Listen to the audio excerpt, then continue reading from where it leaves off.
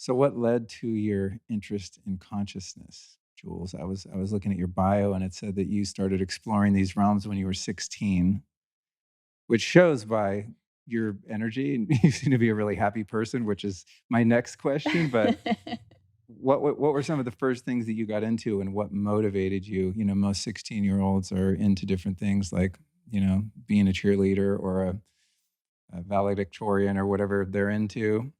Or being a rebel and being crazy and doing drugs and rock and roll and all that. There are a wide variety of interests for a 16-year-old, but what led you, in this rare case, into looking at consciousness and spirituality?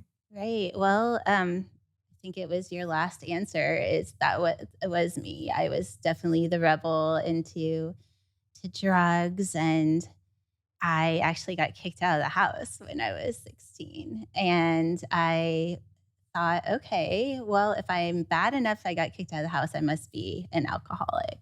So I went to Alcoholics Anonymous, and my first sponsor was a healer. And she recognized my gift in seeing and started to teach me how to read energy.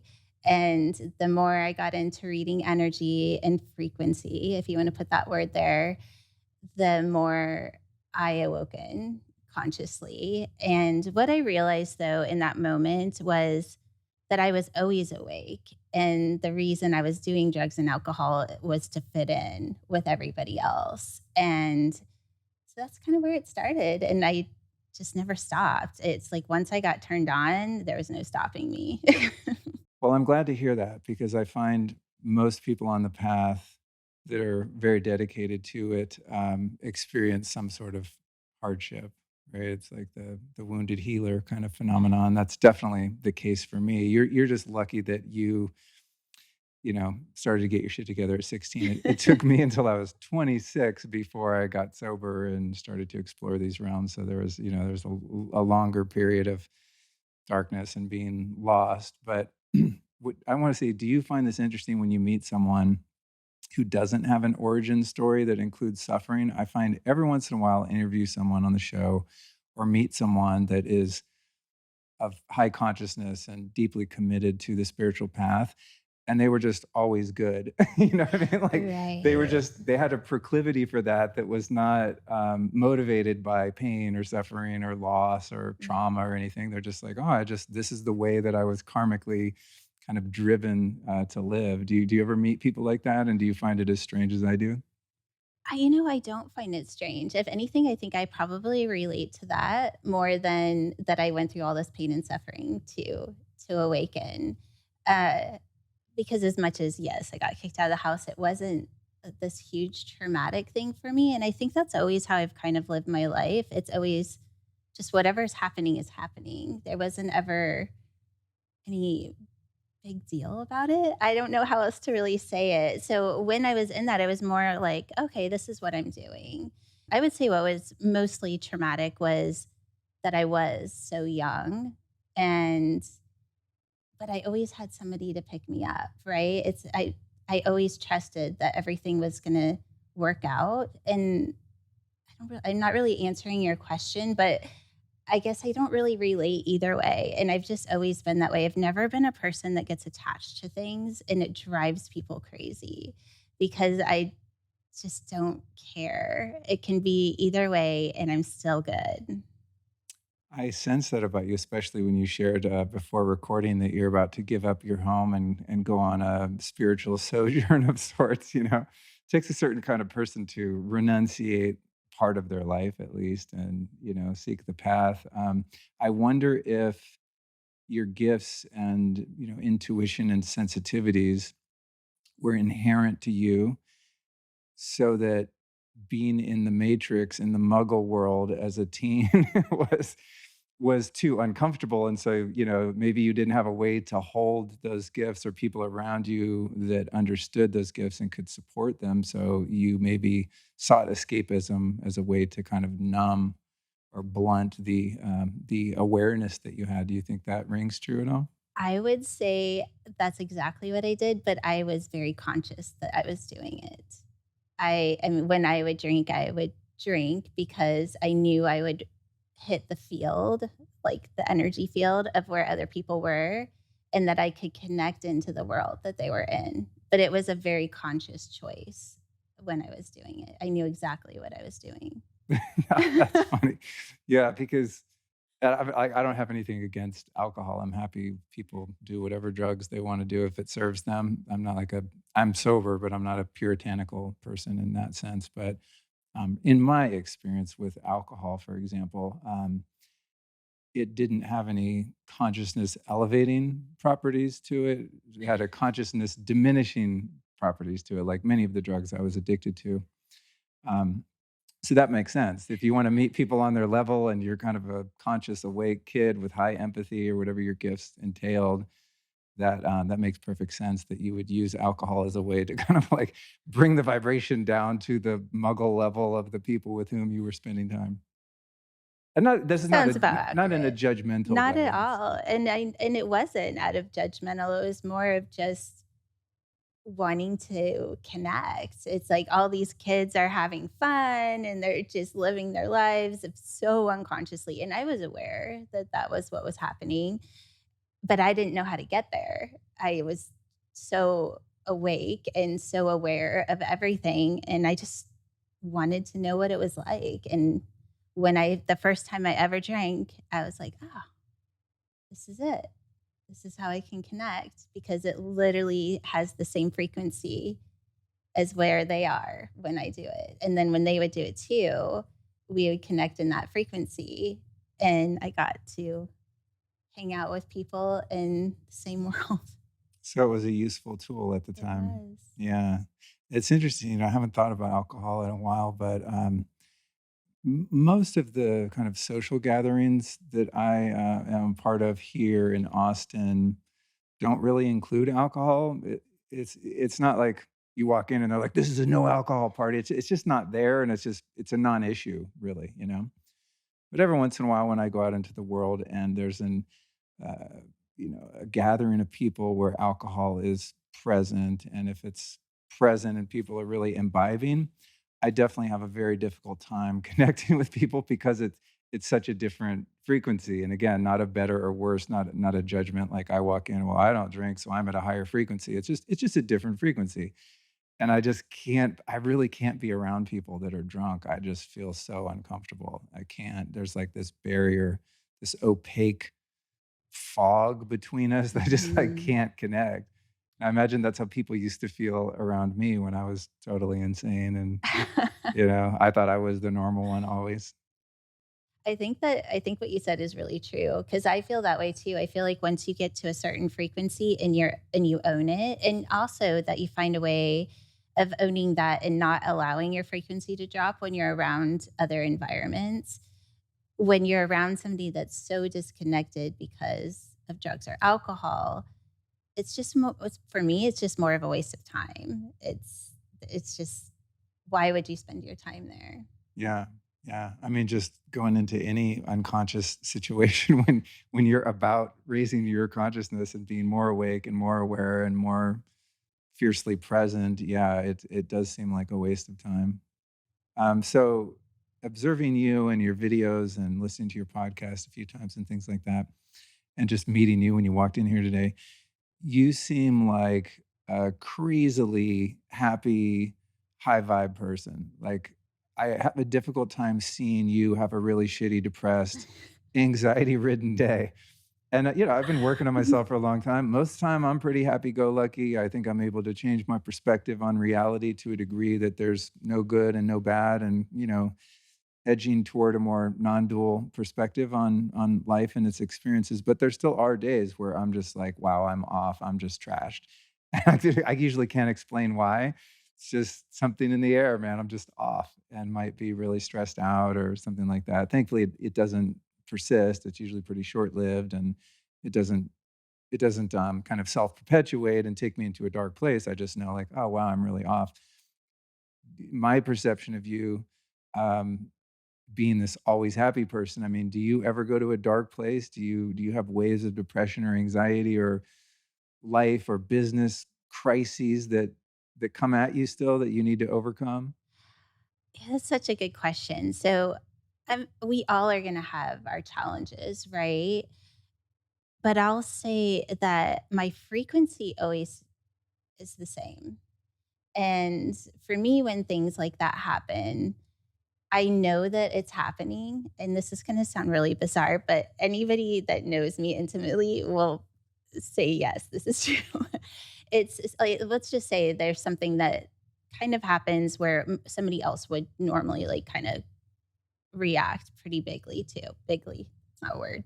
Pretty I think big. it's a Is it a word. bit? I'm Yeah, gonna own bigly, it. yeah. Bigly. I used bigly when it's like, "Oh, man, that sucked bigly," or, "Wow, Okay, I love I that. just I must failed have picked that bigly." up from you Yeah. because I I don't like think I've ever said that word. But anyways, but I actually have to check in to know how to react, right? Like, is this a big deal? Because I don't have this is the best way I can describe it, is I identify in frequency and not emotion, because I've identified in frequencies for such a long time that I don't really feel emotion anymore, and I know that sounds a little crazy, but it's true, and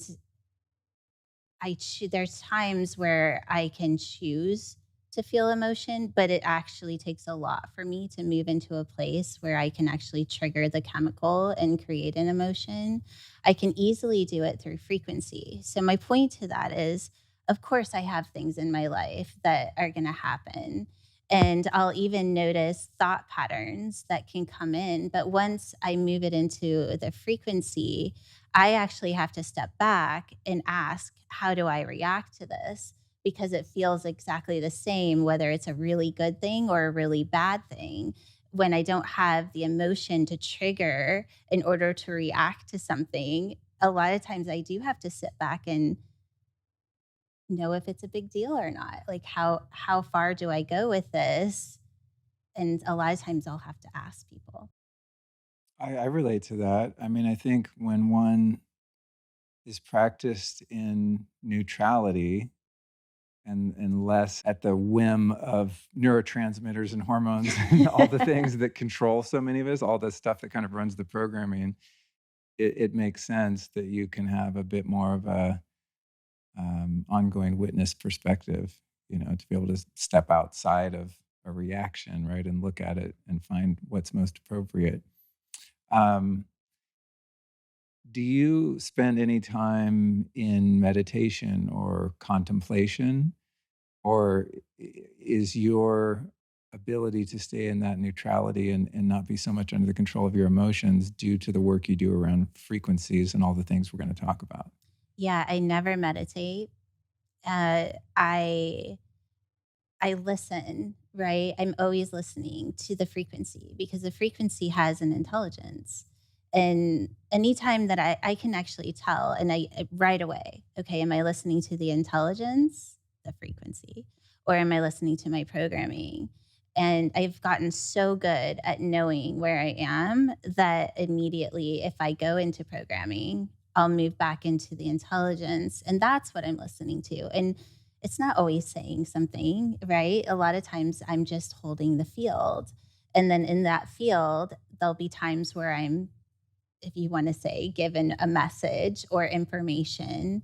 And then there's times I'll hold the field and ask for information. And that's a lot how I do my work, right? You have to listen to an intelligence out of programming or you're just leaping into programming. Yeah, the response versus reaction, right? The response is more thoughtful. There's more, awareness in a paused response than there is in just the programmed reactivity. Well, I also feel the more, I know this just sounds kind of weird, but the more we start to identify as frequency in everything, not just the way we think and the way we feel, but our body. And that's where really where my passion is let's activate the body because the body is holding our consciousness. And we're so focused on reprogramming the brain and what our emotions, and I feel like we're missing the biggest part of what we came here for, and that is to master the body. And our body has an intelligence. And for me, that intelligence is transcribed in our DNA. And once we start to turn that on, we start to turn on a quantum field and our body starts to move into that quantum field. And if we can put our consciousness there, it's 1 to 10. There's no more looping. You're in a different reality because you're being held in a field that has an intelligence outside of not just the programming of your mind, but of your body too.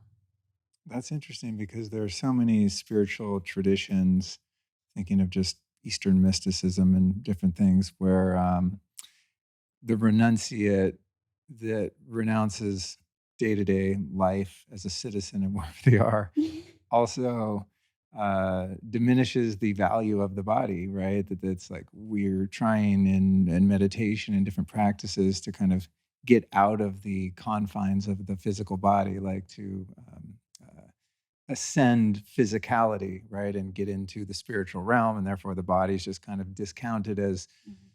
a pain in the ass necessary part of our, our vehicle that we need to get from here to there in terms of our evolution. So it's interesting that you look at the body more as a necessary and integral part, and more of a tool that one can use to explore consciousness versus leaving the body behind and minimizing its relevance and trying to escape it, for lack of a better term.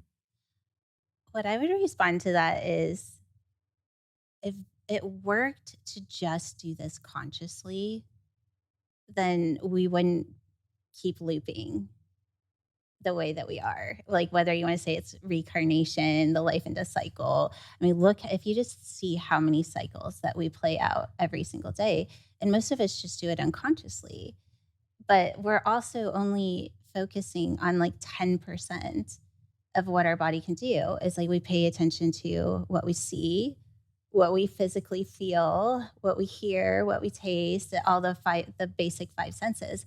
But then there's this other sixth sense, if you want to call it, or this other level that is more on a quantum field that we just don't even pay attention to. And we think that if we go somewhere outside of our body consciously, but that frequency is actually inside of us. And if we can hold right now, most people's bodies on a physical level are measured right around 7.5 hertz.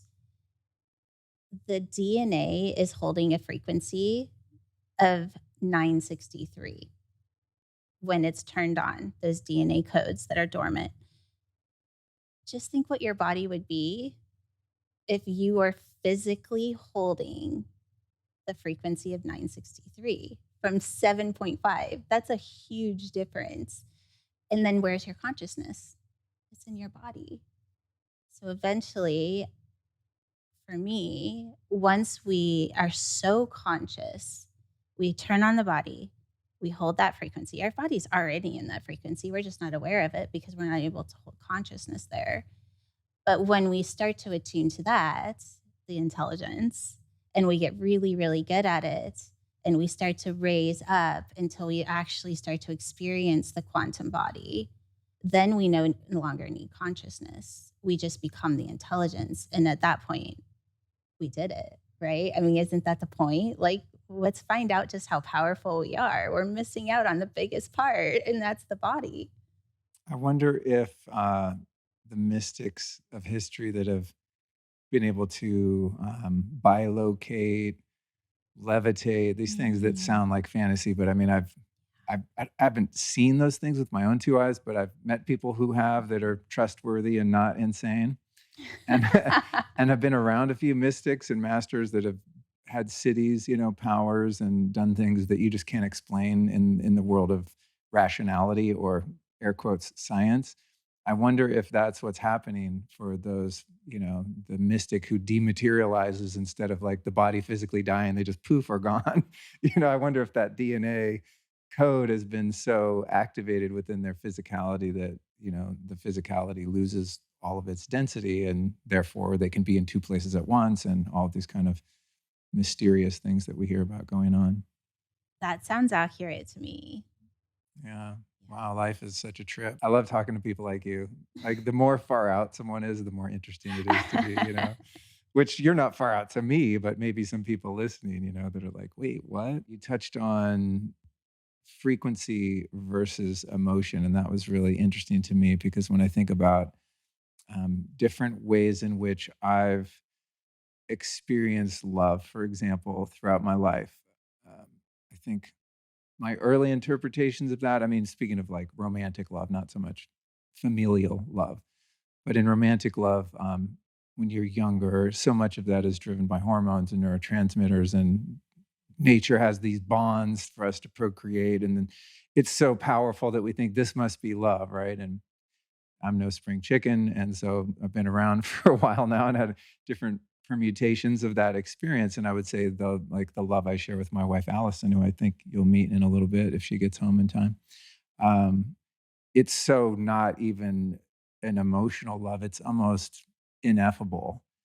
It for, in your, description, it's more of an energy field or a frequency than it is an attachment or a neediness or, "Oh my god, baby, I love you. I would die without you." It's more based on alignment, right? It's like 2 people with shared values. We're going to the same destination, however different our paths might be in their details, but it's totally different, and it's so much more powerful being unified in that field than it is just in the excitement of being in love in the classical sense. So maybe you could touch on what you think the difference between an emotion, whether it be love or rage on the other side of the scale, and how that differs from frequency.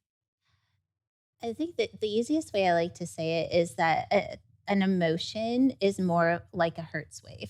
So you think it, yeah, you have these guitars in here. If you were to strum it, like after a little while, that frequency would leave the room because it diminishes over time and space. And then once we move into a frequency of, let's say, love, it's in a scalar wave. So in that case, it doesn't diminish over time and space. And it doesn't matter what's going on around it, it's still going to hold that frequency. So that's what we would call the field, right? So once you're in that field, you're going to hold that frequency of 528 in a scalar frequency versus if you're doing it through emotion or a chemical and the way that we consider love, especially when we're younger, then it is going to diminish. And it's also going to diminish if something happens that alters that frequency. So, and a lot of times that's our programming that alters the frequency because we're more identified in the chemical body, is what I call it, or the programmed body, the primal body. Awesome. So right now in the world, from my perspective, and we touched on this a little when we were chatting downstairs, I for some reason can't resist looking at sometimes the oppression and the darkness in the duality world that we live in, right? And the powers that be, the people that have somehow or people or entities that have somehow wrestled control of civilization over the past few thousand years and sort of superimposed this artificial grid of what we would just broadly term as civilization, even though it's not that, it's decivilization, really. They're pushing really hard, right, over the past 3 years. I mean, what used to be in the realm of conspiracy theories, when I got into conspiracy theories back around the time of 9/11, even I used to think some of the predictions were crazy just in terms of, the monetary system and immigration and, just all of the ways in which the populace, of humanity as a whole is being sort of manipulated and controlled through the media and wars and all this craziness. And it used to kind of be in the shadows, and only conspiracy theorists were aware of it, and they were ridiculed and called crazy. And then 3 years ago or so, it was like, oh no, this is really happening, right? Maybe on the far extreme that satanic pedophiles control the world, and on the more tame side, well, there's some people that are devoid of love that have amassed great wealth and power. So depending on, how your views lie, I would probably lean more toward the former with what I've learned. But my question is this: as these shadowy figures and systems become exposed, on one hand, it's really scary because we kind of see what we're really up against. Like there really are forces that are against life. They're anti-life, right? Then at the same time, you have people like you and so many other amazing awake people out in the world that are just ascending to higher and higher levels of consciousness, and that's also spreading at the same time. So what's your as being a really positive person, as I've labeled you, what's your prognosis of humanity? Like, are we going to make it through this portal of matrix domination and control? Yeah, is there a way out, or do you see the world devolving into communism and more war and less sovereignty and freedom for us people? I say, where's your focus? I mean, we're creating reality right now, right? And I feel like this isn't something that we're just making up. I mean, science is proving now that what you focus on creates reality. And that's why I choose not to watch the news and do all these things. And it doesn't mean I don't know what's happening in the world, but there are things I don't know. But what is my focus? My focus is ascending the body. It's getting to the highest frequency in the body. And why is that important? Well, all of the things that we're quote unquote being controlled by is what? Food, it's all survival. Everything is based on survival.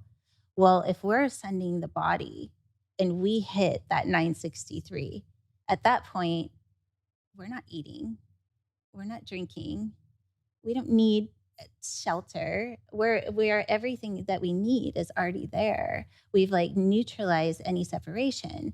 But if you think about the journey, let's say between here, where we are, into that point, we're taking anything that's in separation and bringing it into one frequency, 963. And that frequency is the intelligence of source.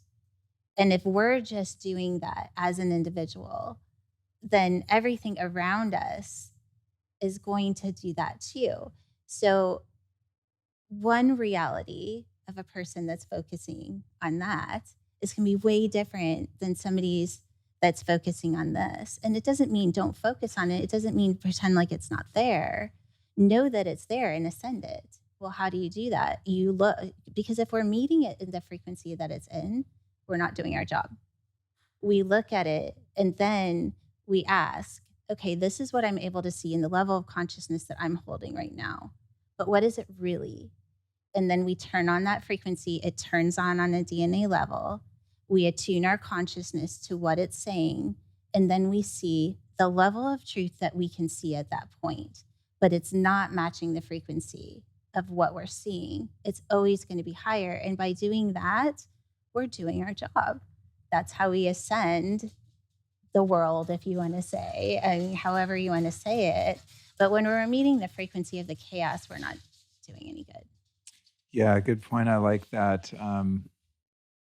Where you put your energy is what you get more of. You know, it's the reality that you create. I think that's the thing I sort of struggle with because part of me is just so fascinated at the human condition and the point at which we've arrived. I mean, it's unprecedented. We've never seen a world that is this insane. I mean, it's just like I don't know if I could ignore it, even if I know it's better for my mental health and my own ascension and well-being to just kind of put that to the side. It's so fascinating, but that there also is kind of an addictive nature to bad news, right? It's like that negativity bias. There's also a pull from my chemistry that's like, I need to be on alert for them coming to get me and my people, right? So it's like I'm often kind of dancing with that. How do I keep the awareness of the goings on in the matrix world in the periphery and not just totally ignore it? Because if I had no idea what they're up to, then I feel like I would be somewhat easier to victimize, you know?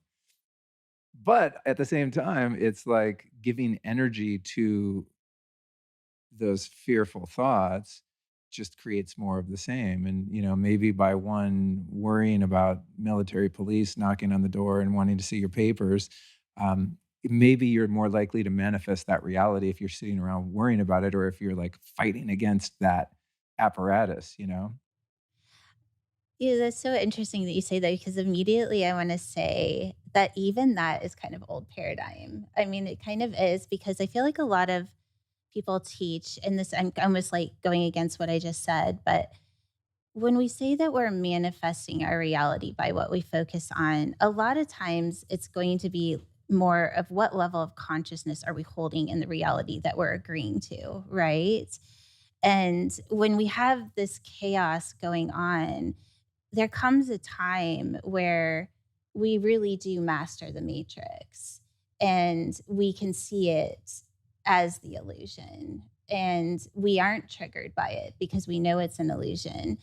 And I even had this bizarre conversation with my daughter, and we were talking about like how we can trace consciousness and actually get to a place where everything is the illusion. And I would say I hold my consciousness there the majority of the time. And in that moment, she's like, "Yeah, but mom, what if they come and control you and you die?" And I'm like, "So what? So that's the biggest thing that they have over me is that I'm gonna suffer and die?" Like, I mean, that's the beauty at that point of being in a body because we don't have to stay there. And I'm just saying, if we really, really think about it, is it really gonna be that bad? And that doesn't mean that we don't try to stop it. But if we look at the reality and we're not doing it from that primal part of us that will do anything in order to survive, and we shift that into the frequency of the intelligence, knowing that our body has the ability to bypass all of this if we choose. And if that becomes our focus, we move into a frequency and a pattern where our body can't be controlled on a primal level. And at that point, well, I mean, you can only imagine. Yeah, that makes sense. I mean, also, it's like the apparatus or the system, to which I point is also fueled by fear, like, that's its currency, and that's the only thing really that it is able to use as leverage to control the populace.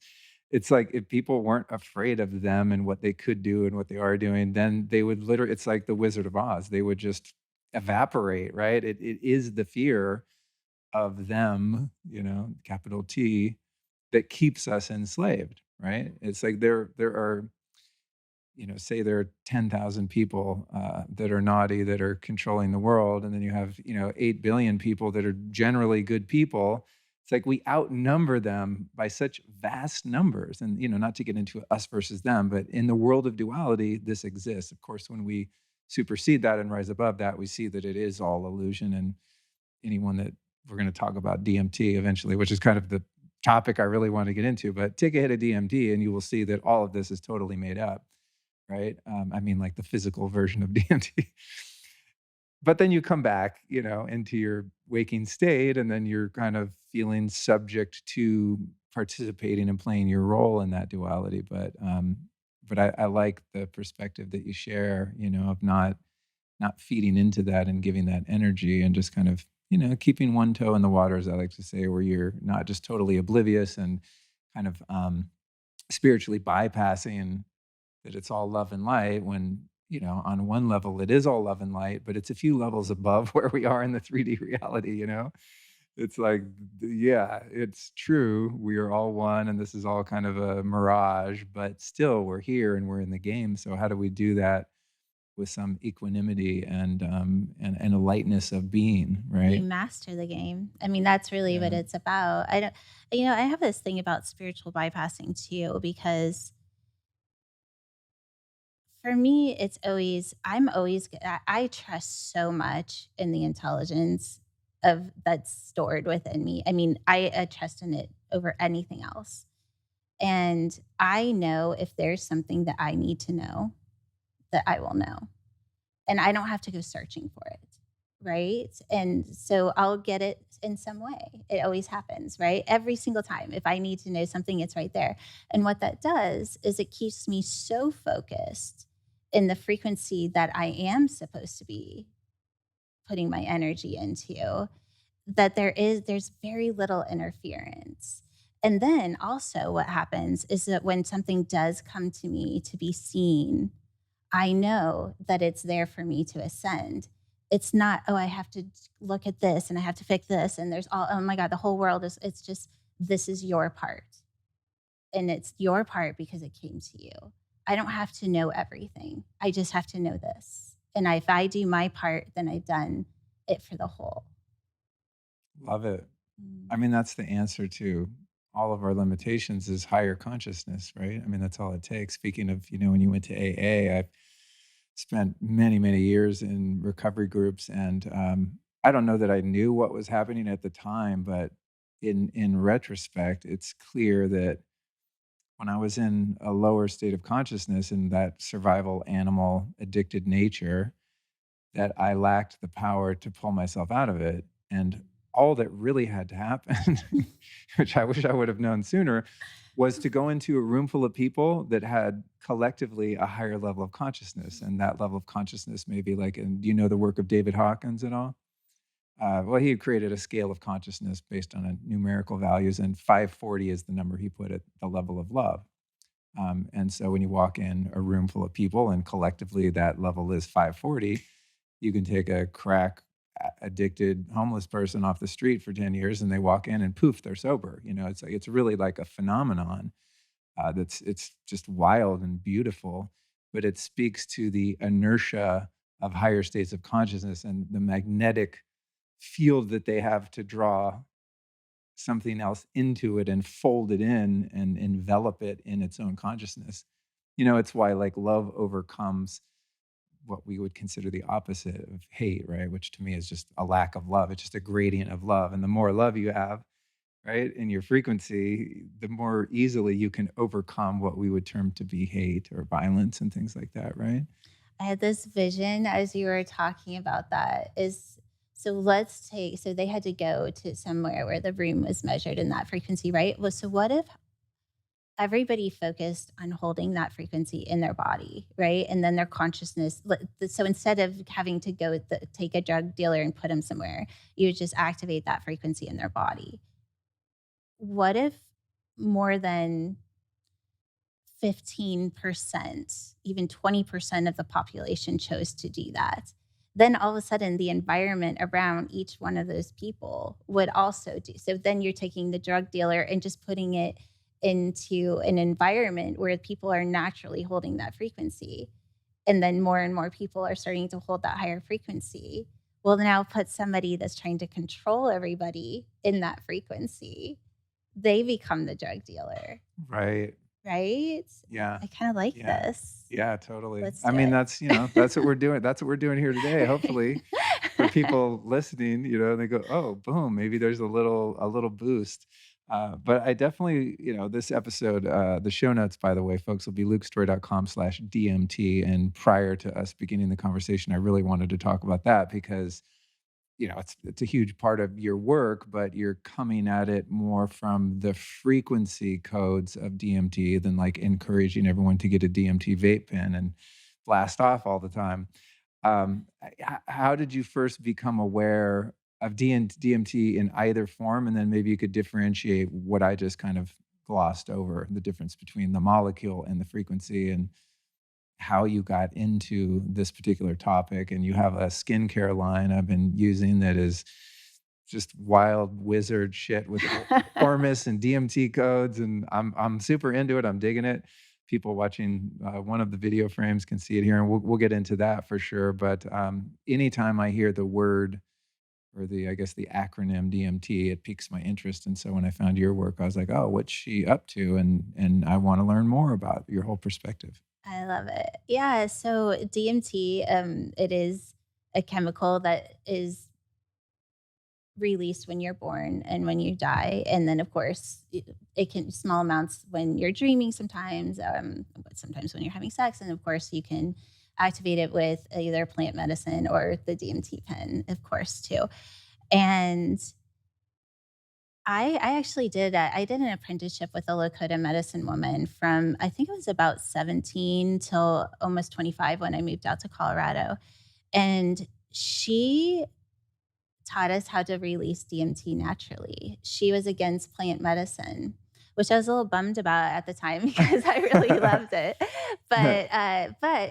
What I found is that it actually worked, and I was able to elevate in consciousness, and it was my first kind of big push into that world of DMT, and then I kind of forgot about it, and I honored her. I never did plant medicine again. I really honored her in that. And then my girls actually came to me and were like, "Mom, we want to experience the psychedelics." And so we got some mushrooms, we did it together. And what I realized is this is so easy. Like I would just move through the plant and then I'd get on top of it and I would be totally normal. And I'm like, what is the point of all of this? But what I realized is the field that's on top of the plant is the same field that's in our DNA. So now I'm going to go into the little story of where I really found that this is where we need to be going. Is a friend of ours passed away on his 22nd birthday. His name was Vale, and super amazing guy, like master for sure. And he came to me a few days after he passed away. Yes, I talked to dead people, and he said it's not supposed to be this way. And we didn't really have to say anything more because I knew he was saying that we're not supposed to die. And he had me sit down and I started writing out all these equations and he was showing me all the different loops. And when I was done, it was almost like I had this graph of the flower of life, and each loop in it was showing a looping cycle of how the DNA isn't functioning correctly. And then he showed me, okay, so this is the illusion of how the body is being held right now, but this is what it really is.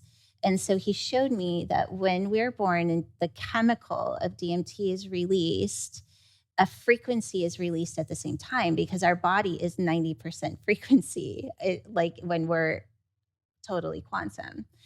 And that frequency is transcribed into our DNA. And that frequency is 963 or source intelligence. Well, if you measure the frequency of DMT, it is also 963. So, on a chemical level, so that our consciousness or that intelligence can be stored in our DNA, which is physical. But then also, what he showed me is that when that happens and we're put into a 3D structure, consciousness connected to the electrons of the body, so that we had the tool to actually become the frequency that was transcribed in our DNA. Then when we die, the same thing happens. The chemical is released, that information is taken out of the DNA, and then the electrons that are holding our consciousness also leave the body. And it takes about 2 hours actually for all of the electrons to actually leave the body. It reconnects into that frequency and you come one with source. And so then he had me redraw the flower of life and broke it all up. And he showed me this is how you can connect consciousness to that intelligence that's stored in the DNA to where you can actually become 100% source as the body. Damn. I know that's intense, right? And was there any preparation on your behalf to create the space in which he could communicate this to you? I mean, you said you didn't meditate. What were you driving down the road or I'm just really, really good at listening. And that's something, I've been listening to the intelligence for my whole life, right? I mean, even when I was young, that's what I was doing. And I just got really, really good at it. And, it's always ironic that, now I'm kind of going back to this place where you're like, oh, well, a lot of people have their biggest awakenings through things that happen. And we consider those things bad. I've never considered them bad, but I've definitely had pivotal moments where information got really intense. And both times actually were when somebody that was close to me passed away. And so I always just listened. And I don't know why, but that's just how I am. I'm picturing you with giant Post-it notes or a whiteboard or something. Totally. I have mean, 2 whiteboards. were you taking notes? I mean, if you're getting equations and codes and things like that need to be deciphered, I mean, is that how did you write them down? And is that I how you? did. I did. I wrote them down, and I still have a couple that I haven't been able to break, but I have a feeling after I do my journey and really sit deeply into the DMT codes. So the technology that's on the bottles, you'll see kind of that symbol. Yeah. That's the scalar technology. So what that technology is doing is the first symbol is basically taking something and putting it into neutrality. So it's putting it at 0 point. The second symbol is allowing consciousness to be held in 0 point. And then the third symbol is putting whatever it is. So on a cellular level is where we would go with that. It's pushing it into an expression. So where the cell is no longer observing its environment, it's only an expression of that 963 frequency that has the intelligence. So it's literally teaching the body to move out of observation of its reality and into the frequency of source and expression. So it's no longer in primal anymore. It's in the intelligence. And then when we start to do that on a cellular level, then naturally our consciousness stops looking for information in its environment and starts moving into the frequency and identifying as the frequency. And then all of a sudden, you're just identifying in frequency instead of looking for the truth in the illusion. Would another way of saying that be that the observer merges with the observed? I like to say that consciousness becomes the intelligence, like that tool. So when we were put into a third dimensional being, if you want to say, the tool was the electrons, right, that are holding our consciousness. But and then when that frequency is released, the electrons naturally start to move back into it because it is part of that, right? Because once we become 100% intelligence, we don't have consciousness anymore. So I see it as the tool. I don't know if that quite answered your question, but Yeah, enough to let me keep going. okay. When you talked about your Lakota teacher, and that she wasn't an advocate for plant medicines and whatnot, and taught you other ways to release or generate the DMT, what were those techniques like? Yeah, so we did things like sweat lodges, and we did a lot of just ceremony things where chanting and that sort of thing. I did a day on the hill where you sit 3 days and 3 nights without food and water. So basically putting you into that altered state. But she also, it wasn't like we just went into the sweat lodge, right? Like we were trained how to, just like when you're doing plant medicine, when you start to kind of get sucked in to a certain journey, right? That it wants to take you on, instead of going into the journey, she would teach us how to move up on top of it so that we knew that the journey was there, but we were held in a field above it. So in that case, if we were in a sweat lodge, when you started to get hot, you would know that it was going to pull you consciously into the heat, but then she would teach you how to pull back out of it and actually move on top of the heat, just the same as you would do with a plant medicine, but you were doing it through the heat. Cool. I Yeah, have a cool. sweat lodge coming up in a couple weeks. I'm gonna remember that. Awesome. Give that a try. Yeah, I'm pretty good at tolerating heat, but sweat lodges are that's another level. Yeah, for Like, I sure. take saunas all the time, and I'm like, "Sweat lodge done properly, it will rock your world." And where were you on the planet when this was happening? So she was located in Nevada, but I was in Kansas. I grew up in Kansas City, and it was in Baldwin, Kansas. There was some land there that a lady let her come, and we would go and work with her for however long she was in town. And I did the apprenticeship. She would give me obviously things to do. So when I left the land, then I would be out in the real world on my missions. Cool, cool. Alright, let's get into some of the behind the scenes nuts and bolts of how you work with scalar frequencies and Ormus and, create I mean, you guys sent me one, physical supplement, which I recognize most of the ingredients, things I've seen before, glutathione, resveratrol, and, NAC and things like that. So, oh, cool. I'd like to take all this stuff. But there is something unique about this in that it's been infused with these other frequencies, which to some people listening will sound like crazy talk. To me, it makes perfect sense. And I have frequency things all over the house. I mean, probably too many to have in one house, but I'm like a more is more kind of guy. But then Mhm. you've infused the frequencies, not the molecular dimethyltryptamine, but the frequency of DMT into these serums and Ormus potions. Some of them are sublingual, some of them are topical. And so I was just fascinated by that concept and I've enjoyed using your stuff, but I'm always curious like what's under the hood behind the curtain. Like, do you have like a scalar machine? Are you making Ormus in your garage? Like what does it look like on the back end before I get a bottle in the mail? I love this question. So yes, I there is a scalar device, and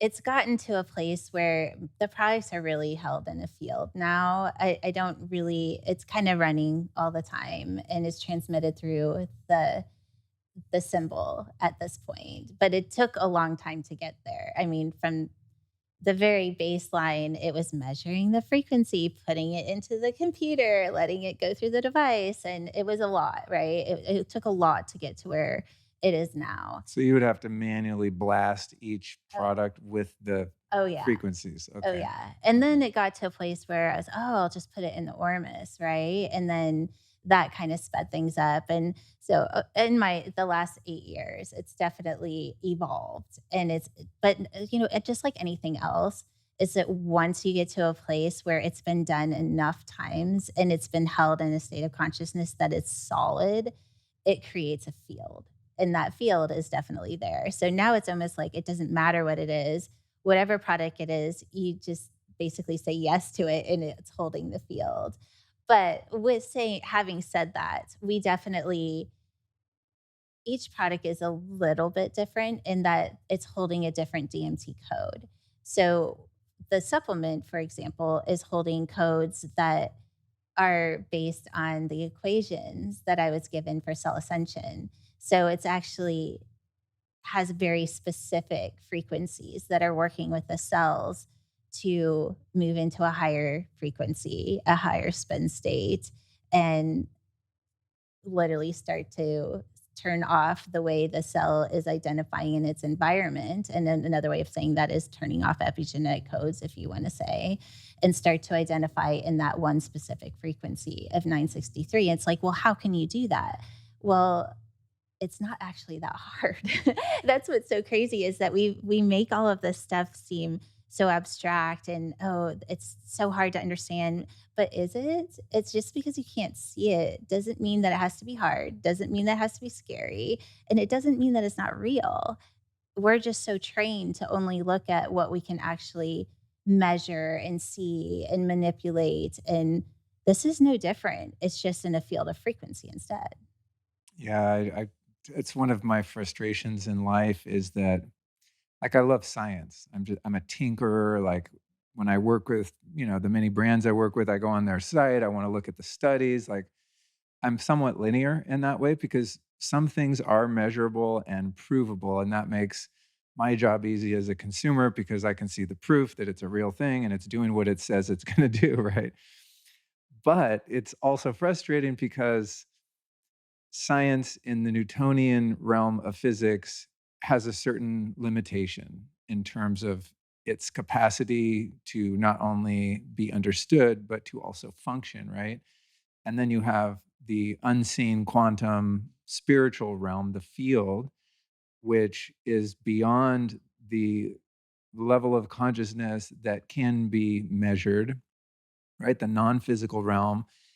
And so it's like trying to explain something that is nonlinear and non-physical and totally true and valid to someone who is sort of locked into the paradigm of physicality and provability and measurability is like trying to explain to a fish that the sky exists, right? It's like it's real, but it's not real to the fish because the fish is under the surface of the water, right? Mhm. Likewise, trying to explain to a bird, oh, there's this whole world called the ocean and underwaterness, right? It doesn't exist to them because they're not there. And so I mean, I think we're at an exciting time now, right? Where the scientific community is starting to catch up. And obviously Mhm. quantum physics are the most researched realm of science in the world right now, which is really exciting. But it still is kind of frustrating from the consumer side and also just an information advocate such as myself, because I find people like you doing cool things and it's like, ah, God, yeah, but we can't like prove it, you know? And so it's like, I don't know, it's sometimes a little bit frustrating. I myself don't have much of a problem with things in the energetic realm because I just have had experiences that have led me to understand that there's so much more than Mhm. what meets the eye.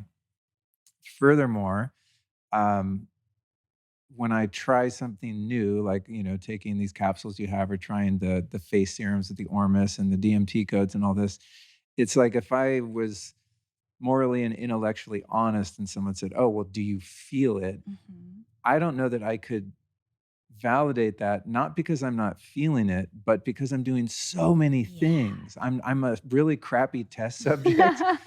If you saw my supplement cabinet and all the devices I have around the house, it's like I honestly don't have the discipline to just like, Mhm. okay, I'm gonna wake up, eat a couple eggs and some water, and not do anything else. No ice bath, no sauna, no biocharger, whatever.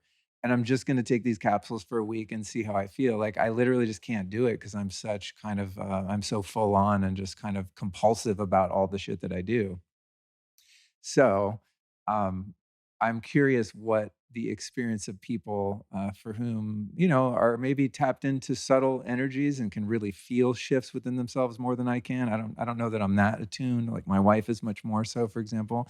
And someone who just kind of lives a standardized life and starts using some of your serums and, you know, um, uh, creams and supplement and things like that. Like, what are you seeing for yourself or other people that Mhm. are better test subjects than I guess is my question. Well, I think you nailed it too. I just want to say that yes, you can't measure it and it can't be proven, but we can have the experience of it. And that is, for me, I feel is that is a proof, right? If people are actually living it, then you can't deny that. So I would say the biggest thing is that not everybody is a feeler, right? We all have different levels. I call them intuitive powers. So some of us don't feel. We sense or we see. We know that that's probably the hardest one is the people that are they just know and they don't know how they know, but they know something that's not their programming, right? And so if you're not a feeler, you may not feel it, but you're gonna know something is happening, right? But more on the other way, like it's definitely raising consciousness. But if you go more on a physical level, it's things like diabetes going away, losing weight. So it's like really bringing the body into that optimum performance. But I'm gonna say probably the thing that I hear all the time is, "I don't know how it happened." They're just like, "One day I was that way, and now I'm not, and I don't even know how I got here," right? I hear that all the time, and then once they're there, they forgot what it was like to be the other place because they moved into the field. Like, once you're in the field, you know it, right? But you also know it when you're not there, and that gets so fine that when you're not there, you immediately move back in. And then you start to diminish all of the timelines and the loops and all of the things that we experience. I shared this with you before we got on, but I'm going to share it with I think that it's worth saying out loud is that I feel like now we do have ways of kind of measuring what these things are doing. And so a year ago, I had by True Diagnostic, I had my DNA tested, the telomere length and pace of aging. My business partner, Leanne, she was like, let's do the True Diagnostic. And I was like, oh, I just did it like 10 and a half months ago, but all right, I'll do it again. I haven't really changed anything except for add the DMT codes. That's the only thing I changed in the supplement because everything else I had already been doing, right? So when I did it, it was my telomere age was 37. And I was like, that's decent. I'm 50. And so I was thinking, yeah, it's probably gonna be, I'm a year older almost. It's probably gonna be about the same. My telomere length was 19. That's a big difference. Yeah, that's a That's a massive big difference. difference. And I think I was probably shocked more than anyone. And I don't even really understand all those tests, and I find them interesting. So I don't even know how big of a deal it is, but it feels like a big deal in my body because my body is almost like, see, told you, like, let's do this. And now I'm like, full on, let's go. I'm going to take it down to zero or my 100% pace of aging down to zero. What's that test called? It's true. So it's a True Diagnostic is the name Okay, of the company. okay. Um, I I like that company because they have their own lab, so they don't send out the samples Oh, anywhere. They nice. keep everything in house. I'm gonna put that in the show notes. Yeah. Again, the show notes, you guys, will be lukestory.com/DMT. Yeah, that'd be cool. It'd be fun. That's the one thing, like I was saying in the linear physical scientific realm, I do like doing experiments where like I get some labs and then I take on a different protocol and I get labs again and everything's improved. You know, it's Mhm. fun because then it shows the time, energy, and money you're investing in your body and your health. It's actually doing something. Like when I look at my labs from when was that? Like I think the first functional medicine doctors I started seeing was maybe around 2011, 2012, and from the way I've been living, my labs now, I mean, are exponentially improved on every single level of everything. And I was already living a pretty healthy lifestyle then, you know, I tweaked a few things and it's like, I think I'm kind of aging backwards, really, in terms of like blood work. So it'd be interesting to see the telomere situation. So, in terms of the delivery of these codes, right? If we know what was it, 963, the DMT one. So, could we not just each person has their own little scalar wave generator that's set to that frequency or um just take a supplement or something. I'm curious why you chose to deliver the frequency in a transdermal, in a skincare line, which is kind of interesting. Normally, someone would be like, "Oh, I make this magic potion, a serum or a pill or a powder or whatever it is," or just something physical that like blasts you or your space with a frequency like FLFE or quantum upgrade. They have like these generators in some remote location and they are programmed with the unique identifier of your house. There's a bunch of that stuff turned on in this house. And so there's things like that. But why did you go with so much focus on the transdermal element? Is it kind of like a microdosing of the frequency of DMT or something like that? I love that. Yeah, it kind of is. But I mean, I also say that it's working with the cells, right? Ah, okay. So the skin is the biggest organ, and it's also, you're doing it twice a day anyways, right? You're going to be bringing that frequency in anyways, but it's so much more than that because really what I feel, the frequency in this is different than the ones that you just talked about, is that this is very specifically working on a DNA level to turn on that frequency and to shift the cell from identifying, from going from observation to expression, let's just say. So once it's in expression, it only can identify as 963. It can't identify as anything else. And then we start to shift the environment of our body, which is the environment of our consciousness. And then they start to merge together until we hit 100%. It's turning on that other 90% that's not just the experience of our five senses. It's all of this. And you think this had a big part to play in your telomeres I think it has everything to do dramatically, with it. decreasing in signs of aging or however they measure it? Vale passed away in March of 2022, I believe. So it's been a little over a year. So it took a while to get a way to communicate with the body in that frequency so that it was doing the specific things that he was showing me through the equations. And finally, it came through as these 12 codes. And so each 12 code has it's all in the 963, but it's almost like you could see it as Googling in the same frequency, but pulling up information in that same frequency, but each information is saying something a little different. I don't know if that makes sense, but that's kind of the way you can see these codes. So once I got to a place where it was able to do that, that's when I got really specific in what exactly is it doing to the cells, right? What And exactly? when you're referring to these codes, Mhm. are you talking about Yes. these numbers? So those watching my camera, right? These Mhm. numbers are then associated with symbols. Yes. And is this the information that you downloaded? Yeah, so each code has, it's working on an epigenetic level, a coded nutrient, one of the laws of the universe, because we're breaking those, because once we actually move into one frequency, the laws don't exist. And if you think about the way the laws of the universe are set up, I mean, really, really think about it, it's keeping you in a looping cycle. We'll not go too much into Like a that. looping cycle of reincarnation? A looping cycle of whatever it is, cause and Right, effect, right? right. That's one of them. Law of gender that we have to like, I mean, everything is based in separation. And you can even go, okay, well, what about the law of oneness? Well, saying that we are one is still in duality because you're naming what it is. It's still a loop.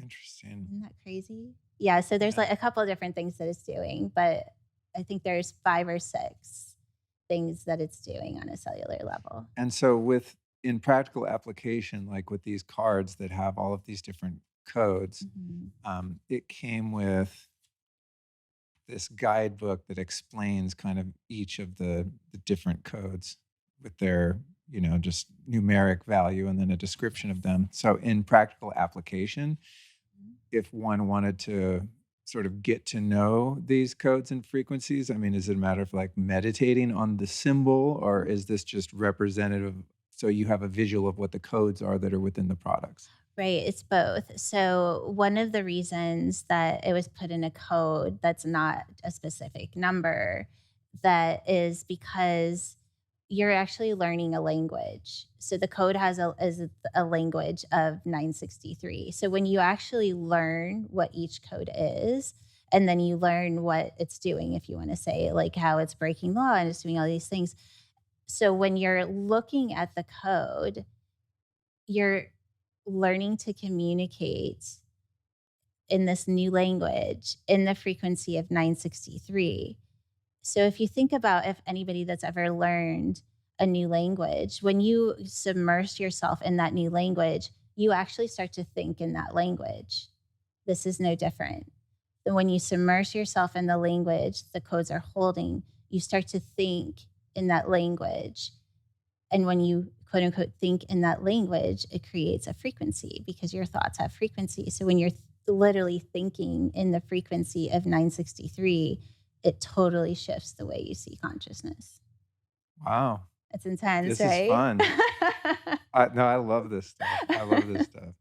There's woo woo and there's woo true, right? I mean, there's categories here, and I think like in the realm of the quantum stuff and frequencies and energetics too. I mean, one of the other things that's kind of challenging about it is in the realm of Newtonian measurable physics, things are very easily proven or disproven, right? And so the validity of something can be set pretty quickly with relatively little effort. But in this realm, it's kind of open season for charlatans and disingenuous, healers and creators of products and things like that to claim because anyone can go, "Oh, it's invisible, you can't see it, so therefore, just give me your money." So it's also like, unfortunately, the realm in which a lot of snake oil proliferates. It's just kind of the nature of it's just human nature, right?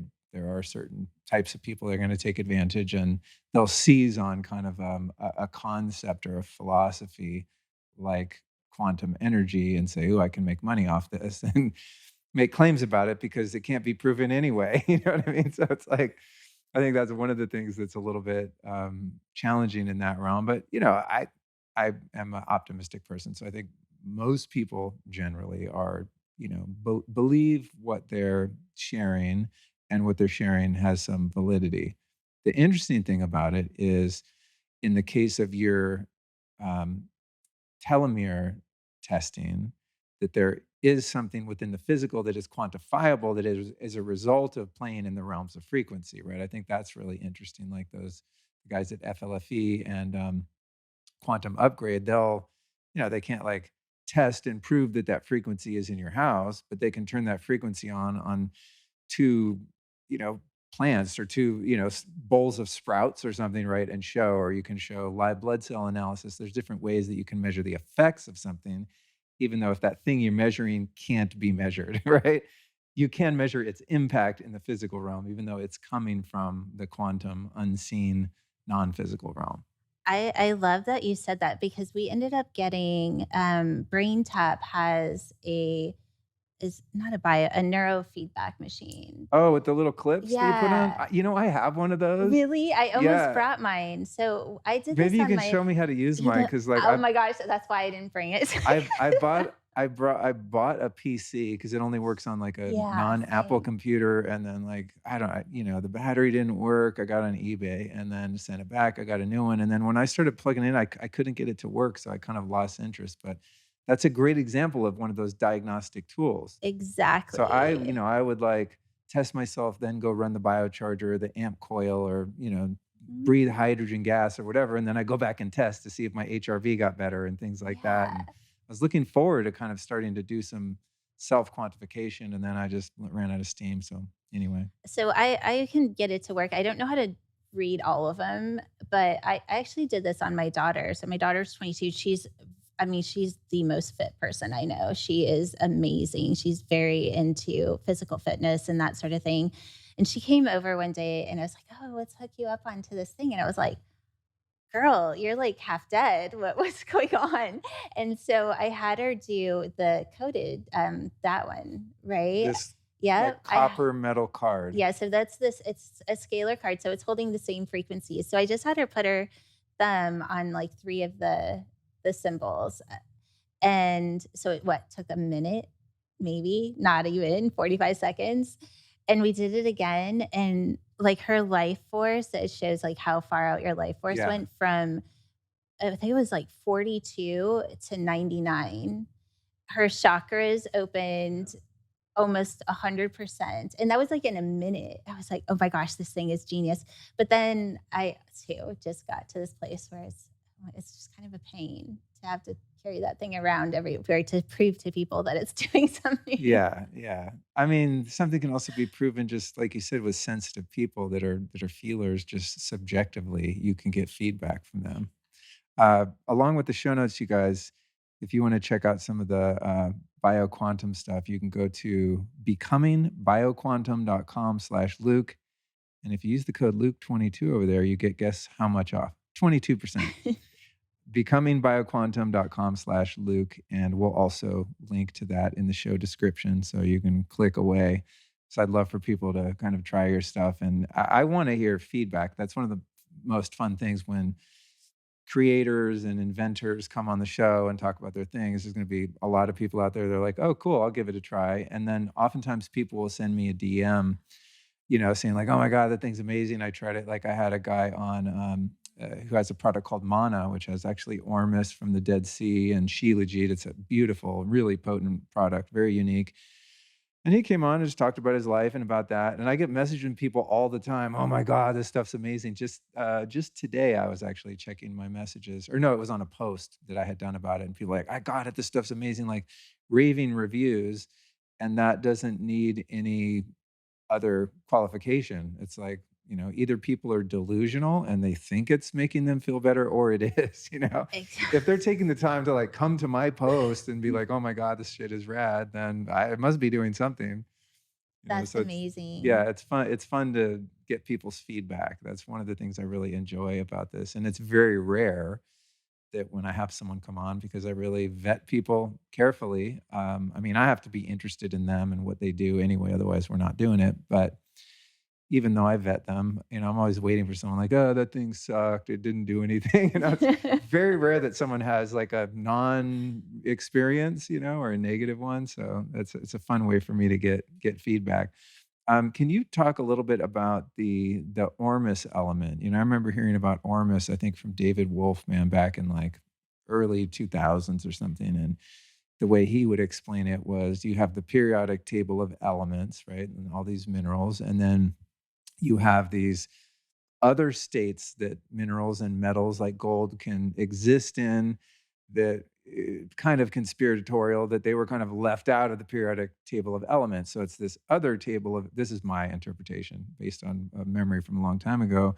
Ormus kind of exist in a state that is both physical and non-physical with monoatomic gold and things like that, where like there isn't physical gold present in it. It's the alchemy. That's the word I'm looking for, right? So I don't know a lot about Ormus. I just have always been drawn to it, and I try different Ormus products and things like that. It's just something that I'm always drawn to. But how did you find out about Ormus? Do you have a better way to describe it than what I just did? And are you making it in your garage? Like where does because there is a physical element to Oh, for sure. Ormus.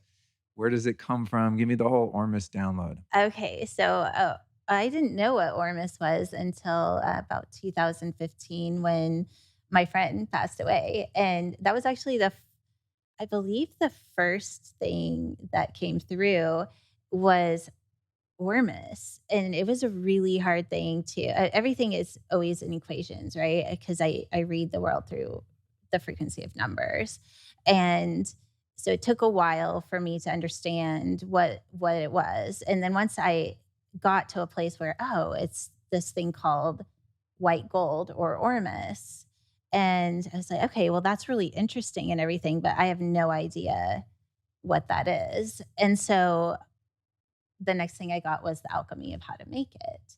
So I started making it and I When you say you finally got the alchemy, like another download, or did you yeah, like did you look he at a YouTube video? no, it was the alchemy came from the the the guidance from spiritual internet. the internet. Yeah. Okay. The I call it the Yugle.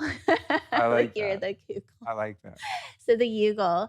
And so I made my first batch and I was like, "Well, what do I do with it now?" And so I knew that I was eventually going to ingest it, but I could also tell how high in frequency it was. And so I actually started taking baths in it. And then once I ingested it, I is when I actually was shown how to build a scalar device and how to bring energy into it and how to actually manipulate the molecules so that when they're actually spinning that it's bringing back information into the space. So that's the way I see Ormus. I love how you said it's in both form and not form. Like I call it form and spirit.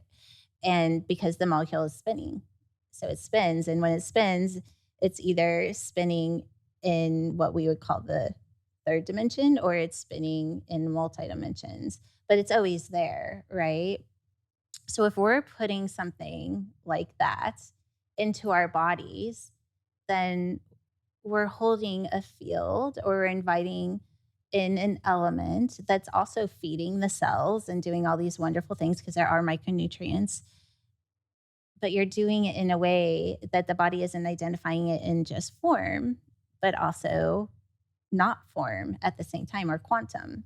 And so you're teaching your body just by ingesting something like this that it is both.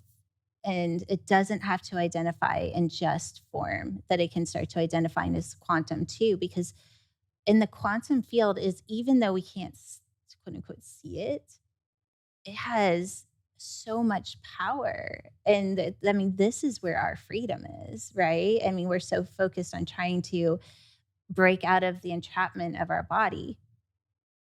What is this over here that everybody's ignoring? It's like, oh, let's go over here. Let's do this. So you're programming the Ormus material itself with the frequencies. Yes. So that's like the carrier, the physical carrier Yes. of the frequencies. Yes. Okay.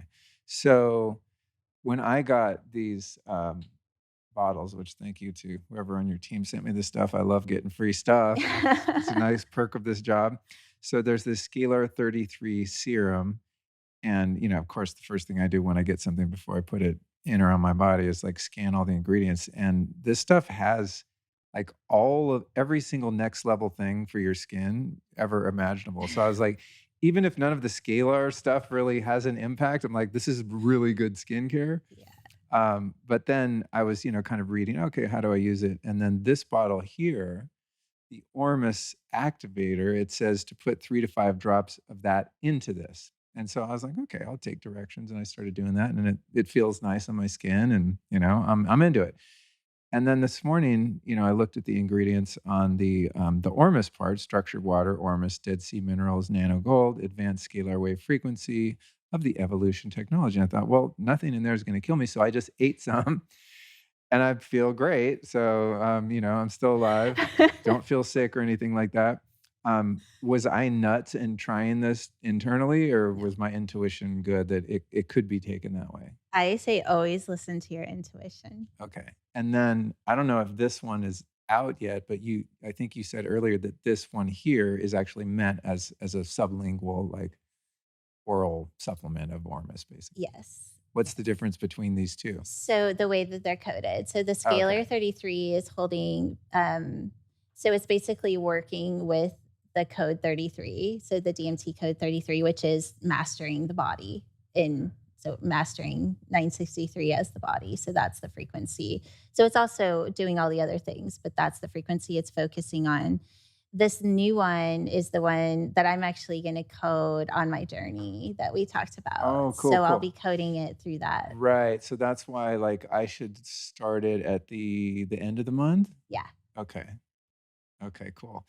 When you say the word 33, there's gonna be a small fraction of people listening that think you're a Freemason, by the I know. You always have to way. butt up with the programming of the illusion, Whenever but I hear that number or see that number, I get all paranoid. I'm just like, "Oh, wait, no, no, no, no."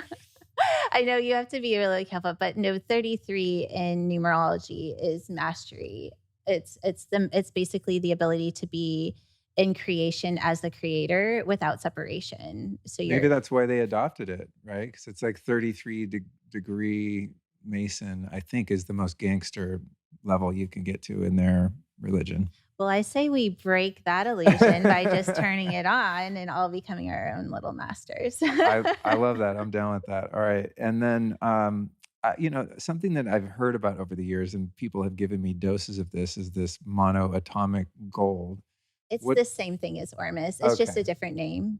I see, okay, Mhm. and and Ormus usually, like yours and others that I've worked with, it's kind of like a little bit of a creamy texture, Mhm. and it's kind of gray or silvery looking, essentially. Yes. Okay, cool. Then what about another thing that I've been using just based on intuition is you have these essential oils that are labeled with codes like dopamine or oxytocin or DMT. And so just intuitively, I took the dopamine code one and I put it in my diffuser that sits on my desk and I just run it all day long thinking, well, it might help me focus, by giving me access to that frequency. Tell me a little bit about how the oils are used. Do people typically use them topically or in a diffuser like I'm doing? Yeah, either way, a lot of times I actually have people use them when they're I mean, if you think about how we create our choices, if we're creating our choices through the program body, is that we're doing it to create an emotion. So, or to have something happen. And so instead of going and doing something, I mean, yes, you're putting an oil on, but whether it's, so let's say it's dopamine and you just want that quick energy fix and you're going for sugar or caffeine or something, we just encourage, Nicotine's my what dopamine is it? enhanced nicotine. Nicotine. Yeah, these little things. I don't know if you saw me, I did. my I Lucy was I was nicotine. wondering if that's what I you were always mean to doing. tell guests, like, if you see me digging up in my gum and pulling something gross out, it's that. But yeah, I love the microdose of nicotine, especially when you don't have to smoke it and get the negative Right, effects of it. But right. yeah, it really makes me focused and like is a little mood boost. But I would say I'm also admittedly pretty dependent on it. In Fair other words, enough. like, I always know where it is in the house and how much there is of it, which to me is an indicator of some level of attachment, let's be honest.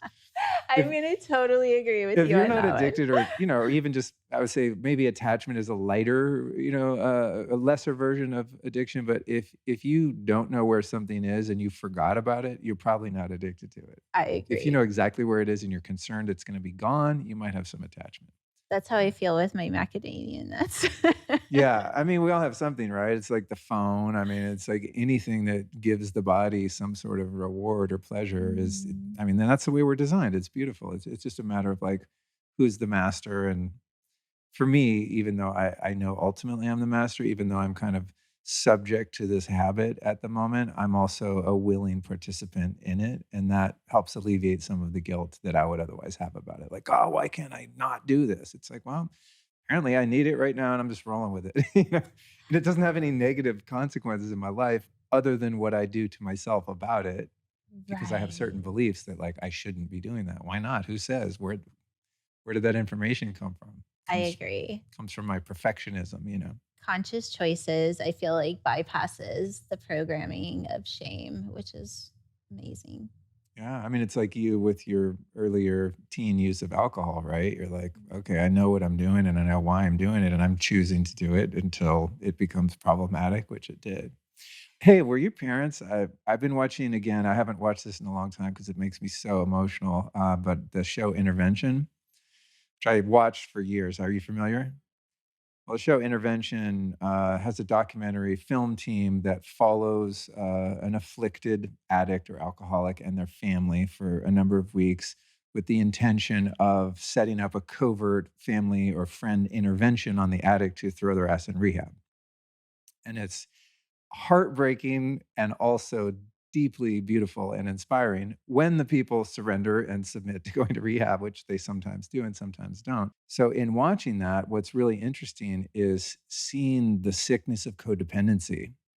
And you'll see some parents that like have bottom lines and they kick their kid out like your parents did. But most of the time in these family dynamics where there's an addict at the center of it, you see, speaking of frequency, the frequency of illness and dependency and trauma and sickness like spreads to the whole group of people involved with the Yeah. addict. It's like a cancer of the psyche. It's Mhm. so interesting. And I've experienced this subjectively in my own life many, many times.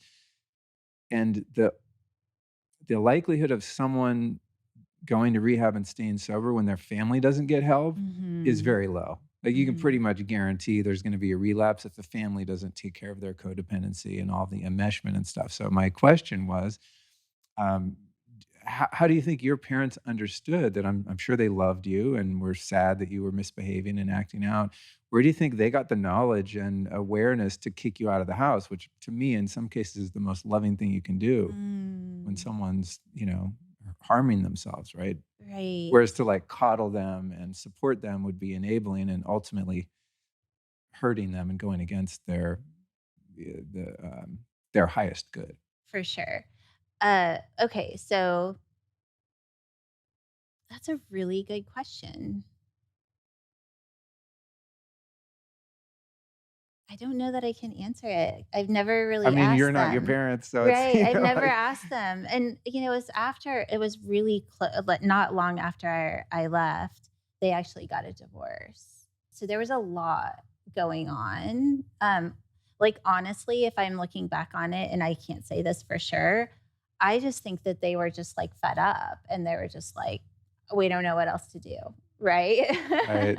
It And that wasn't was some just high level, like, psychological understanding where they're like, "Honey, I think we're enabling her. We should give her some tough love," and, My mom was a self-help book Okay. person, so I'm guessing there's probably an element of that, and I think that actually was part of her reasoning for getting a divorce as well. So, I mean, for where like, the way that they grew up and just where they were in that generation, I would say that they were both pretty awakened in their own right, Yeah. I mean, they could have very well saved your life, for sure. right? It was the By best doing thing that. that I coulda I think happened to that's me. the thing, like, in the immediate in those type of scenarios when the family of an addict, or not that you were necessarily the addict, but someone who's having substance abuse problems, not all of them are addicts officially. Some people just go through a phase where they're wilding out. But it's counterintuitive that oftentimes the most loving thing that the family can do is to just create boundaries and bottom lines and cut off their credit cards, kick them out of the house, disown them, and just have to rely on the faith that if they end up out on the streets that they're gonna live to tell the tale, which is probably doesn't go that way much of the time, but I have so much, sympathy for parents in that situation and just friends over the years. I mean, I've cut people off because I knew that having them in my life, would only support their destructive behavior. It's a really tough decision for people to have to make. And, I don't know that there's a right or wrong in every scenario, but I would say the trend overall, based on my observation and personal experience, is to cut cords and let people hit a bottom because that's what had to happen for me. If people would have like got me a credit card or started giving me money, I never would have got sober. Once I ran out of options, it was like, okay, I'll go to rehab. Oh my gosh, you're so funny. There was just no way I would have done it. I just had to be painted into a corner for my own stupidity. Okay, so what about what I want to ask you? Oh, I know what I want to ask you. Have you ever heard of this technology called the Rasha? I think I've heard of it, but I Oh don't know what it man, I'm gonna is. send you a podcast about it. Okay. We had one here. They're quite expensive, so I don't own one yet. I think they're around $60,000, but they're a scalar generator of sorts, and really, really incredible technology. I'll send you a podcast I did about it, and we'll put it in the show notes for people that want to deep dive on the scalar thing. Yeah, it's super cool. So I wanted to ask you. Oftentimes, people in these circles know the other people. Dark. That's not me. I never listen Really? to podcasts. I don't listen to it. I really am in my own lane. I mean, it's how I keep Wow. it super clean, and it works for me. But I also want, what I'm gonna say, like when you were saying that, like I'm all for I mean, obviously, I'm all for introducing frequency into the body, but there's gonna be a point where we're gonna be much more powerful than anything else, right? I mean, we are the most advanced technology there is, for real. At some point, we're gonna move into a frequency where we just don't need anything. Yeah, I'll look forward to that. It'll be a lot less expensive. I mean, my wife down there, heard her come home. She would argue that you don't need any of it right now, Luke, 'cause she's always like reminding me, dude, that everything you're looking for is found I within. It's love that. See, she endogenous. knows. Well, she's a shaman, so like her whole paradigm is a little bit different than mine, even though we're both going after the same objective. But I mean, I think it's both. There's phases you go through in life, right, where you're more dependent on exogenous tools than you are internal tools. And I've oscillated between both of those. But I like your perspective. I also think it's funny that you have a podcast and you don't listen to them because Allison's the same thing. She's never listened to a podcast. I've listened to in 2015, I was told to just cut off from everything, and I've the only time I listen to one is when I'm gonna have a podcast. So I listened to one of yours, Good. so Well, if you're going to listen to one, that would be the one, damn it. Tell me a little bit about some of the other things you do. I mean, I know you do some training here. You've got BioQuantum membership, a bi-monthly online gathering with your partner. Is it Leanne? Uh-huh. Leanne. And then you have something called the DMT Academy, which sounds like something I would like to sign up for, based on our conversation. What are some of your other offerings and ways in which people can interact with you other than just trying your products out in the physical realm? Right. So the products are kind of turning on the body, working on the cellular level. So your body is holding 963. And then I actually have a school where it teaches you how to hold consciousness in that frequency and how to actually move consciousness into the intelligence and start to identify as the intelligence. And I actually teach you how to do that because it's not easy to hold consciousness in something that's super abstract because we've been taught otherwise.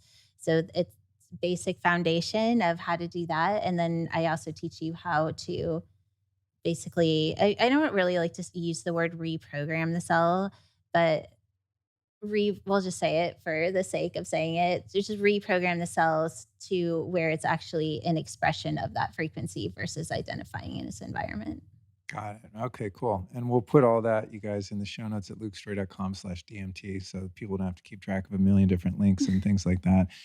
You have an upcoming event here I have in my notes, the DMT Ascension Journey, September of this year, which we're in now through January of 24. Is that an ongoing? So that Online is event? the journey I was telling you about. Oh, that you're Yes. just going on your own. So I'm doing it on my own, Okay. but so what I'm doing is I'm recording, and when this goes live, I'll only be a little bit into it. So and people can join at any time. It's all Okay. recorded. So I'll be basically hiking in and going to some remote places, finding certain vortexes that are holding a frequency of identical to the code. So I'm going to do 12 different ones. And once I find it, I'm going to neutralize the space so that the body is isn't needing anything outside of itself. So how we're dependent on the earth and the air and all of these different things, I'm going to be coding through the vortex to basically through my DNA into the vortex to neutralize it so it goes into a certain space of neutrality so that there's no separation between the body and the earth.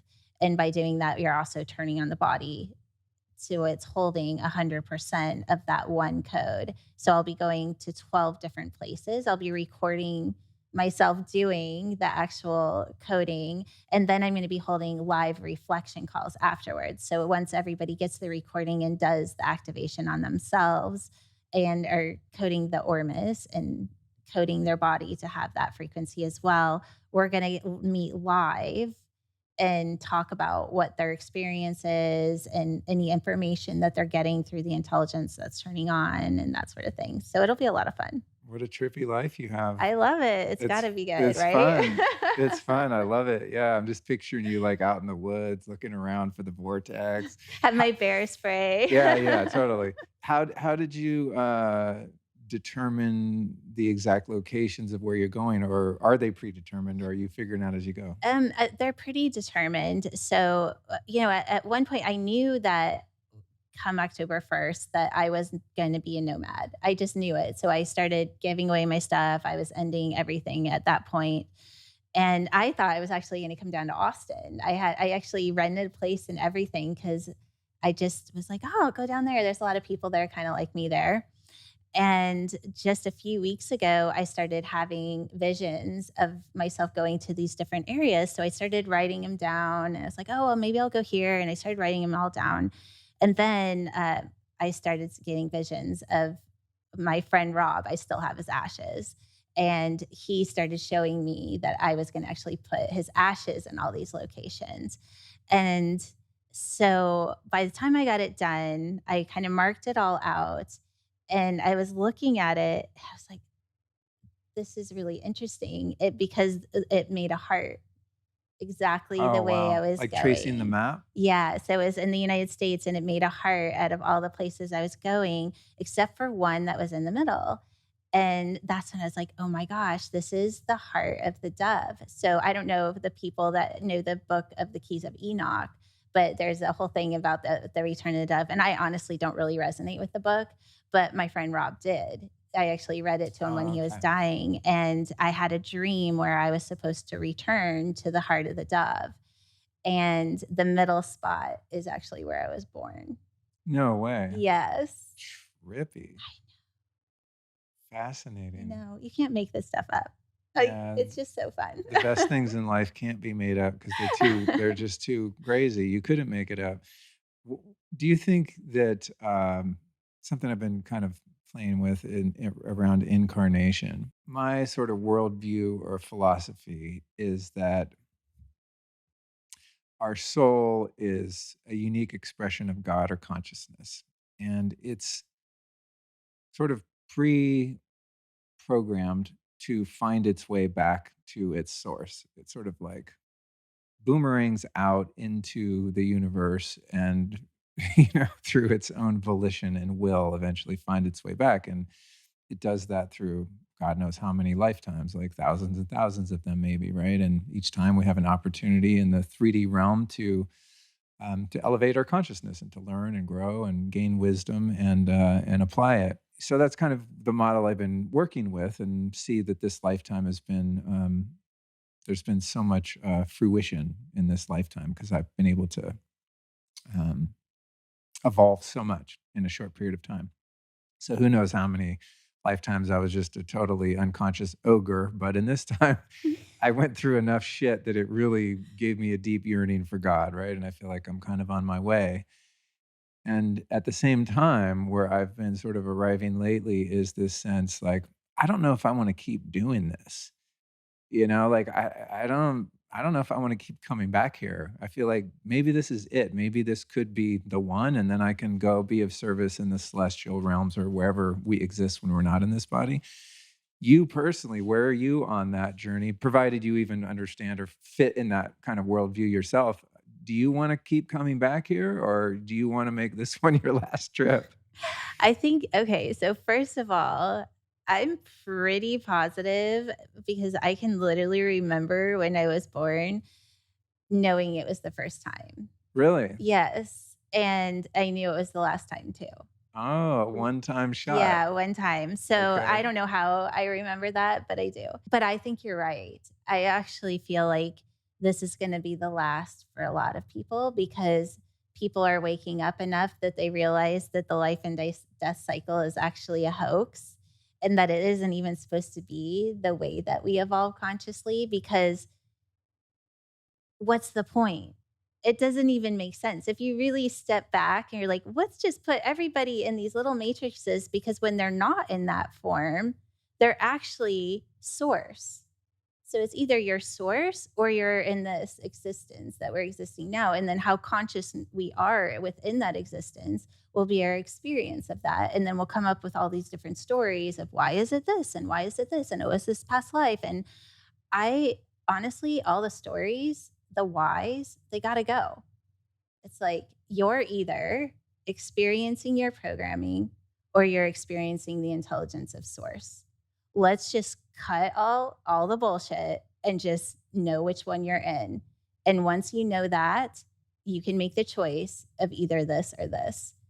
It doesn't have to be hard. All of the past lives and all these different things, it's just a bunch of stories to entertain the ego of why you are the way you are. Who cares? Because why you are the way you are is your programming. This is the only thing that's real. It's interesting you describe it as a hoax because I don't know, lately I've been getting a sense that it's possible that on the other side, in some of the astral planes that one might pass through when you leave the body, that there could be tricksters in there that dupe you into coming back, go toward the light, right? To keep us imprisoned in the cycle of Mm. reincarnation and sort of dupe us into thinking that that is the path of evolution and the only path of evolution. So we're like, okay, I guess I'll go back to another body and do it again. But that there could be on those realms some level of deception that we're not aware You of. know, it's so interesting that you said that about the light because that was the one actually the first message that Rob gave me is don't go to the light. He said go to the darkness because if you think about the color black, it's every color. And light is the reflection. And that's what we're moving out of. We don't want to be in reflection anymore. We want to be in expression. We want to be all that is. So it only makes sense that we would go to the darkness. That's interesting. Wow. That's deep. Damn, that's super deep. Yeah, never thought about it like that because we always frame the light as illumination and knowingness, right? And that the darkness is kind of an unknown void, and there's an emptiness there, and there's a fullness to the presence of light. And just thinking about dark emotions and light emotions and the dark arts, and right, there's this paradigm of light and dark. I've never thought about it in that way, but I am definitely curious about whether or not how much free will do we have in coming back around every time, and how much of it is based on some level of deception or just being misinformed on how the whole game works. Like, do we even need to keep coming back and playing the game? I don't think we do, but I also feel I think they've actually done some research on this, and I know I couldn't tell you where it is. I just remember hearing this that they kind of studied these people that had near life death experiences and came back, and whatever their belief system was their experience when they were dead, right? So if that makes me feel like because it does take about 2 hours for consciousness, all the electrons to leave your body, and so that makes me feel like that until all of the electrons are gone and you're completely emerged back into source, where we could have the illusion that something else is going on, right? But eventually the electrons are going to hit source and that's going to happen. That's what I'm going to say. That's what I would much rather believe that than have a fear that, oh, I'm going to leap back, because clearly that hasn't happened yet. So Yeah. Some traditions hold that it takes 3 days for you to fully leave the body. Have you heard that? I haven't, but I would, Yeah. I would back that up too, for sure. Yeah, the way that, I've set up my trust and, will and burial, request is that I'm kept in the house for 3 days and not put in a fucking morgue or on some in a, like, refrigerator or something. Like, I'm not having that. I don't know why, it's just my intuition. I don't even know what if it's Hindu or where that tradition comes from exactly, but it's just when I was put in the position to, adult and lay these plans out and create a plan to make life easier, hopefully, on the people that are left here, I just knew there's no way I'm gonna be put anywhere for 72 hours. I love that. Yeah, I'm just gonna do that too. But I'm really hoping that I'm actually gonna send the body in this lifetime, so it sounds like you might. You're on to some next level stuff here. I wouldn't put it past you, there's definitely stories in history, as I said, of people just dematerializing because they reach a certain, levity, I guess you could say. So I'm all for it. All right, last question for you. And you might not even have an answer because it seems like you've just been kind of navigating your own path for a very long time and have not really subscribed to following other people and things like that. But could you name three teachers or even teachings or philosophies that have influenced your life and your work that you'd like to share with us? well, I mean, obviously Eva, the Lakota I worked with, Eva White Desert Eagle was her name. I would say she had the biggest influence on me. I did work with one other lady, her name was Deborah Lord, and she was amazing as well. What she really did is she showed me, like, all of the different beliefs. I mean, it was just, like, messy, right? Like, let's go in and just look at it all, and I did some work with her for almost a year. But as far as, like, studying kind of where you would find, like, the Joe Dispendas and, like, all I never was attracted to it, and it was actually after I worked with Deborah, so I was probably 28. I knew, just cut it off, like, just start doing your own thing, and I did, and I would read books here and there and do some different stuff, but not very often. I think I just always knew that the only way we're actually going to find something new is to, like, listen to something that's not already out there. Yeah, makes sense. I mean, maybe that would be the defining characteristic between a seeker and a finder. Yeah. There's a point at which hopefully you find what you're looking for and just keep going deeper into that, you Yeah. know? So I respect that. And I'm gonna let you off with 2 because Thanks. I would really yeah, have to rack my brain. it's just a tradition on the show. I think I've forgotten it a couple times over the 7 or 8 years or however long I've been doing this, but, it's always a question I love to ask because you talk to someone and who has hopefully some expertise and wisdom to share, and I'm always curious, like, "Well, that's cool, but, like, who came before you?" You know what I mean? And Yeah. that's, I think I just started doing it when I started the podcast, and I, for some reason, just never stopped. I think it's a great But I'll question. I'll take your 2, and we'll go from there. Well, thank you so much for joining me today. This has been Thank really you. fun. I knew we were gonna have a wild ride, and, that proved to be the case, so thank you. Well, thanks for just being so open and relaxed. It's so nice having conversations with people that are open to talking about things that may be challenging for people to hear. And, I have a saying where I just straight up am not here to make people comfortable. And I own where I am and I love it. And if you resonate with it, I love it, right? It's like, let's have fun and just see how far we can go. But it's not about trying to change anyone's beliefs. It's just sharing my truth. And thank you for letting me do that. 100%.